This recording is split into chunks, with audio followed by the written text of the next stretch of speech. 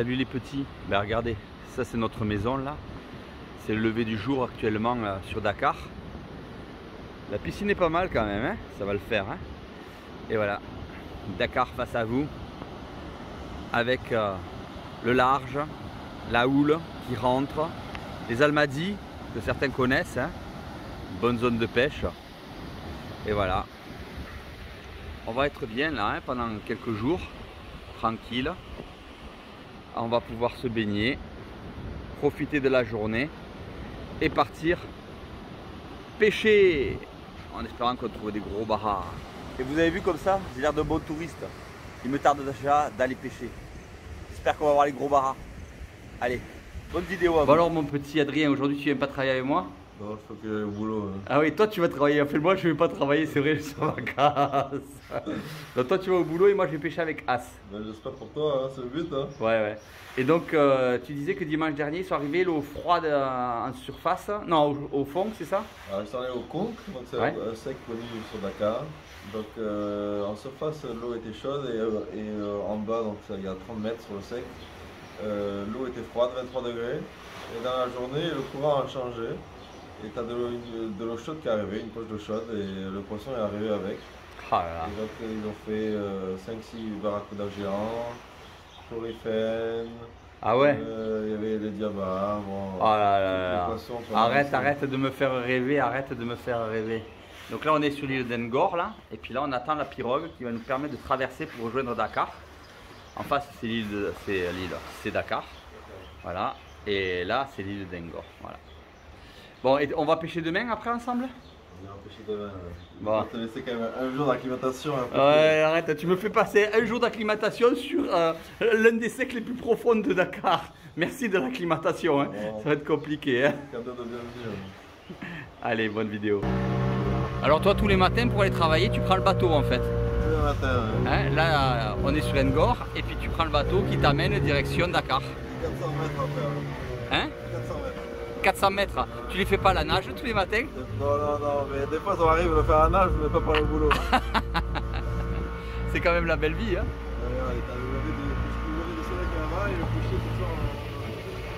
Bon alors là on a rejoint le bateau de As. Comment tu vas mon ami après tant d'années? Salut Stéphane. La forme? On est là mec. Eh mais par contre le problème là c'est qu'on a récupéré un guignol là. Un jeune là, tu vois là, jeune beau et fort là, qui fait le cacou là. On verra si dans l'eau il va faire autant le cacou que sur l'eau. Le petit là, c'est le père de Adrien. Aïe aïe aïe aïe aïe. Eh, tu l'as pris un peu sous ton aile quand même, non? Hein? Le petit là, il est 100 millions à 40 mètres. Aïe aïe aïe aïe aïe aïe, ça va y aller là. Allez c'est parti, on va pêcher. Ah, regarde le standard. C'est bon. Ah ouais. Ouh là là. Bon, tu dis qu'il n'y a plus de poissons au Sénégal, mais a priori il y en a encore un peu, hein? Hein? Est-ce que c'est du poisson? Ah, ça, on verra bien. Est-ce que c'est la thermocline? On n'en sait rien. C'est quoi? C'est une épave là où on est ou quoi? Roche. Roche. Là, tu ancres? Ouais, c'est. Allez. C'est parti. Là, le gamin, il est déjà en train de se préparer, sans déconner. Il est chaud. Tu peux te calmer un peu? C'est la priorité aux vieux, hein? N'oublie pas que c'est les vieux d'abord qui descendent, après les jeunes. C'est la règle, la base, hein? Le respect de l'ancien, hein? Obligatoire. Là, ça va être le plus rapide. Là, je peux te dire, As qu'elle n'est pas 29. Hein. Ouais. 25 à tout péter. Hein. Vraiment à tout péter. Bon, il est prêt le petit ou pas là? On me disait qu'il serait super prêt, vite là, à toute vitesse. Qu'il allait être le premier dans l'eau, machin, chose là. Putain, c'est jeune. C'est ma première apnée depuis mon retour en Afrique suite à ma maladie. Vous savez que j'ai été très malade pendant quelques temps. Je reviens en forme petit à petit. Bon, c'est pas encore ça, mais je recommence les premières apnées profondes là au Sénégal, bien encadrées, hein, avec des gens compétents de façon à pouvoir me surveiller. Et j'avoue que la descente à la gueuse, ça aide beaucoup, hein, puisque là le fond est à 31 mètres, 31, 32 mètres. Et ça me permet de pouvoir y accéder sans difficulté. Et on voit les sartambours là qui traînent en bas, bon trop petits, on ne les regarde pas. Et je remonte sur la pierre, sur le sec qui remonte de 3 ou 4 mètres pour pouvoir me positionner dans les alentours de 28. Et je suis content d'être là et de pouvoir assumer cette apnée. On fait très attention où on pose les mains parce que vous avez vu qu'il y a énormément de gros oursins diagrammes qui font très mal. Et voilà, une première belle apnée tropicale qui fait du bien au moral, qui permet d'inaugurer une belle session de pêche à Dakar. Ça fait plaisir de pouvoir revenir. Et on va commencer à enchaîner les apnées profondes. Alors bien sûr en toute surveillance. Kylian est en haut, il me surveille, moi je descends et inversement. Et surtout on regarde bien à la remontée que le chasseur remonte sans problème. Là on arrive sur une épave, donc je me suis juste calé à 20 mètres, donc très haut de l'épave, pour pouvoir observer l'épave avant de décider d'y descendre. Parce qu'en fait souvent il y a des filets et quand vous ne connaissez pas le milieu parfaitement, il vaut mieux être prudent et déjà observer de loin comment ça se passe, où est le poisson, comment est positionnée l'épave avant de pouvoir y descendre profond. Là en l'occurrence on voit qu'elle est saine, il n'y a pas trop de filets et les petites cérioles, 3-4 kg qui viennent nous voir, on les laisse tranquilles. Alors on en prélèvera une quand même à un moment donné pour pouvoir la manger parce que c'est un délice. Voilà, et on remonte tranquillement. Magnifique épave. David, ouais, les mêmes que j'ai vu moi. Donc je vais essayer de caler la gueuse à 30 pour arriver vraiment le plus bas possible sur l'épave. D'accord ? 30 mètres, d'accord ? Gros ou petit ?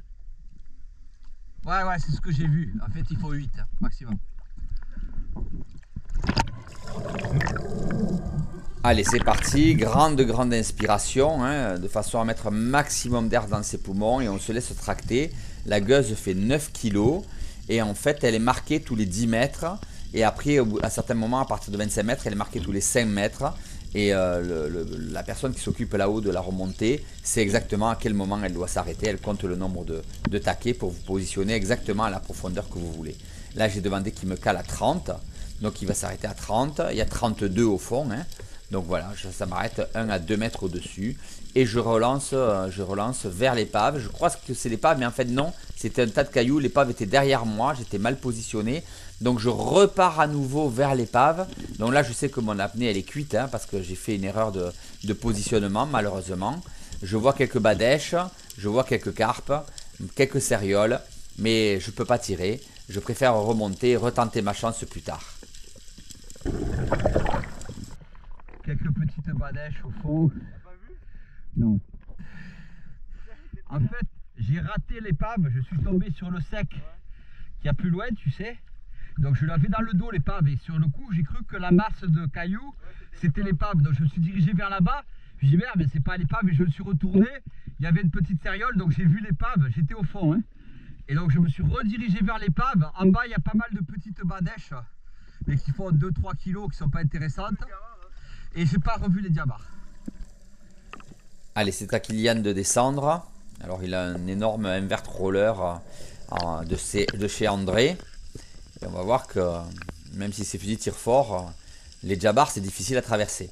Donc il repère les djabars, il laisse tomber la petite cériole, on les regarde même pas. Alors c'est incroyable parce qu'on serait chez nous, on les tirerait de suite. Et là même pas on les regarde. Voilà, ils sont deux. Il voit que le premier est en train de glisser, il ne le fera pas.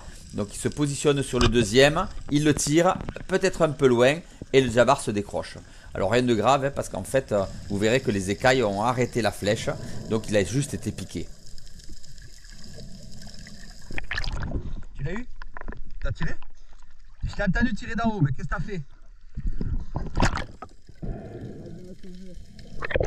J'ai bien la peine d'avoir des invert rollers magnifiques qui soi-disant tirent à des kilomètres pour amener des écailles. Même pas, je l'ai pas tiré d'aussi loin.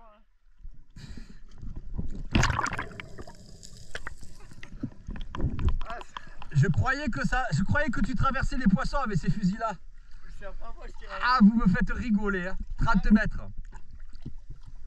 Tu l'avais à portée de tir ou quoi?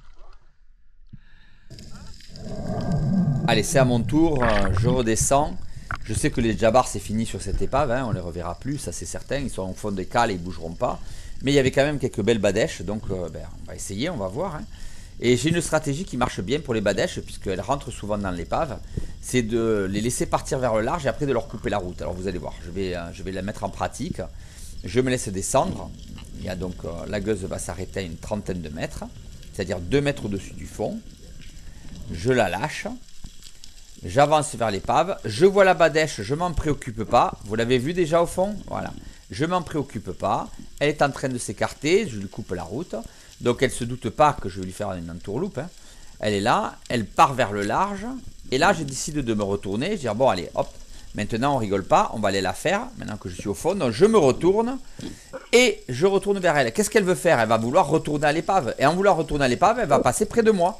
Et donc, je la piège comme ça et je peux la tirer facilement. Et surtout, la brider rapidement. Parce que si elle rentre dans l'épave, c'est fini. Elle est foutue. Donc, on l'attrape et on l'empêche de rentrer dans l'épave et on remonte. Et vous m'entendez respirer l'air de mon masque. Hein. C'est-à-dire qu'à chaque fois que je remonte, l'air qui rentre dans mon masque, je le re-respire, hein, qui ressort pardon, de mon masque. Je le re-respire. Ça me redonne de l'oxygène. Et ça me permet d'arriver en surface en sérénité, tranquillement, en récupérant un petit peu d'oxygène dans mes poumons. Parce que là, vous voyez, la remontée, elle est longue. Hein. Je vous l'ai laissé entière volontairement. Et écoutez. Écoutez comme je suis essoufflé. Vous savez, souvent, quand je faisais des stages, je vous disais, t'as plus d'air. Les gens me disaient, j'ai plus d'air. Ouais, mais t'as plus d'air, mais t'étais essoufflé. Et les gens me disent non. Voilà. Quand vraiment on n'a plus d'air et que vraiment on a forcé, voilà à quoi ressemble votre respiration derrière. Vous êtes essoufflé comme si vous aviez couru un 100 mètres. Et là, vous vous rendez compte vraiment qu'il y avait un manque d'oxygène et que vous êtes obligé de respirer fort pour pouvoir remettre de l'oxygène dans votre sang. Donc vraiment, ça c'est important de comprendre que quand vous remontez, que vous n'êtes pas dans cette phase-là de devoir respirer violemment, c'est que vous n'étiez pas du tout en manque d'oxygène et que vous auriez pu rester plus longtemps. Voilà, donc c'est un point important que vous devez comprendre dans vos apnées. Et la pointe détachable a parfaitement fait son effet. Bon, j'ai très bien tiré le poisson, hein, très proche de la colonne vertébrale. Il est quasiment séché. Et à cette profondeur-là, c'est radical.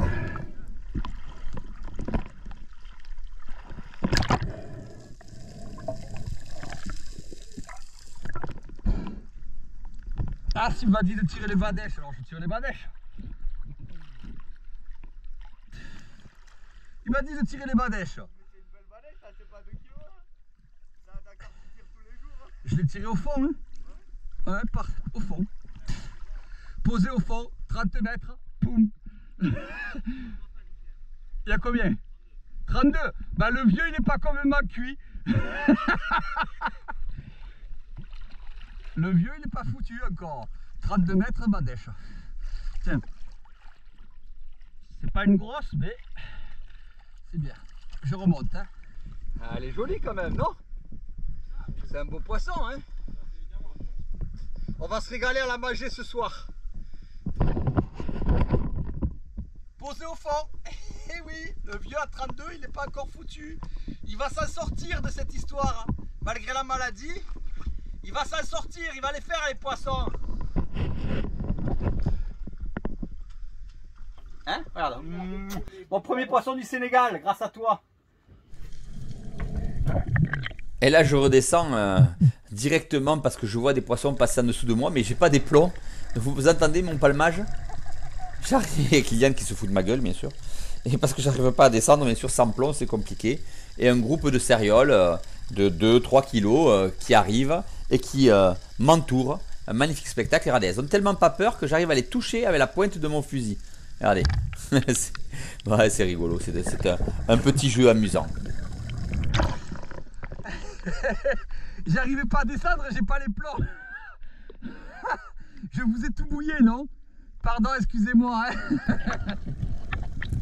Allez, je rattaque une apnée sur une nouvelle épave. On essaye toujours de chercher les poissons. Hein.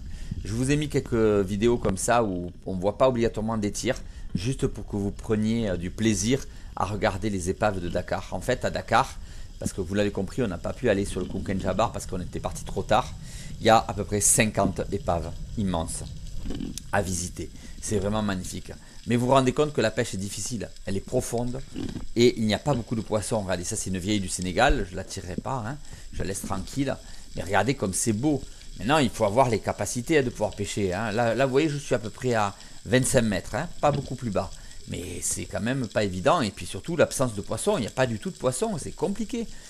Il faut vraiment aller le chercher, le poisson. Et pour le faire, c'est pas facile. Il faut être malin. Il ne faut pas croire que vous arrivez à Dakar, que vous mettez à l'eau, que vous faites du poisson. Hein. Ça, c'est pas vrai. Les jabars sont là. Ils sont de ce côté-là, les jabars. Je les ai vus. Les deux. Il faut se remettre la gueuse de ce côté. Allez, je redescends et je me dis je vais essayer de les piéger. Je vais descendre de l'autre côté de l'épave, contourner l'épave pour essayer de les trouver de l'autre côté. Parce que des fois c'est comme ça, vous arrivez à les surprendre. Ils sont comme ça à l'arrêt dans le courant, derrière les nez, ou le nez ou l'avant de l'épave. Donc là je me dirige vers l'arrière de l'épave, donc je suis déjà à 30 mètres. J'avance sur plusieurs dizaines de mètres. Et là je me retourne, je regarde. Mais non, ils sont là-bas au fond, ils sont trop loin. Ils m'ont piégé, je ne pourrais pas les tirer. Mais bon voilà, c'est comme ça, il faut arriver à être plus malin qu'eux. Et quand je redescends, un groupe d'AGNS vient me voir. Alors fais attention au filet, là vous voyez un filet accroché, donc méfiance absolue hein, avec des lignes. Donc je suis très en retrait quand il y a des cas comme ça parce que c'est dangereux. Donc je les regarde, elles sont pas très grosses, donc c'est pas des gros poissons. Mais pour manger ça c'est un délice hein. Il ne faut pas oublier qu'on donne systématiquement le poisson aux marins hein, et on en garde pour nous pour manger. Donc j'en prends une, elle n'est pas grosse mais elle est belle, je la monte.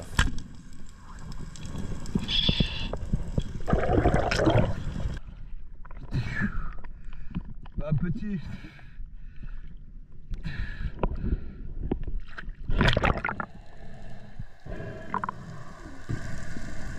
Je remonte le poisson tranquillement. Et vous avez remarqué qu'on ne tue pas trop les poissons dans l'eau au Sénégal ou en Afrique en général. C'est à cause des requins parce qu'ils peuvent toujours venir vous manger le poisson dans les mains. Donc il faut être vigilant. Mais bon, on les remonte à soi. Et puis quand ils ne sont pas trop gros, on essaye quand même de les achever quand on arrive au bateau. Il n'y a que des petits. Je l'ai tiré pour le manger. Il y en avait plein mais que des petits comme ça. Elle est belle l'épave là, elle est magnifique celle-là. Mais l'eau est glacée dessus, hein. Glacée. Hein?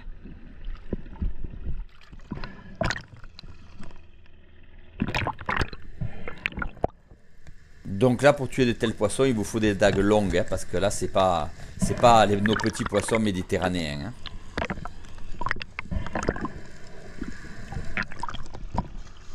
J'ai fait une belle apnée, hein. Mais c'est petit, j'ai tiré à la fin, je dis bon chier, il n'y a rien. Non, il y en avait plein.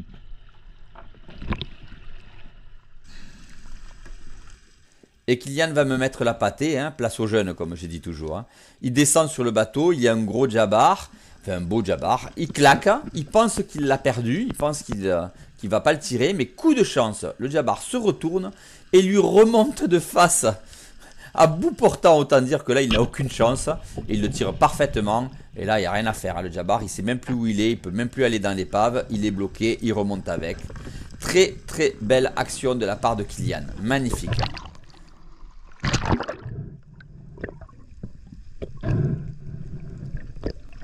Tu vois, je te l'avais dit que tu allais nous faire honneur.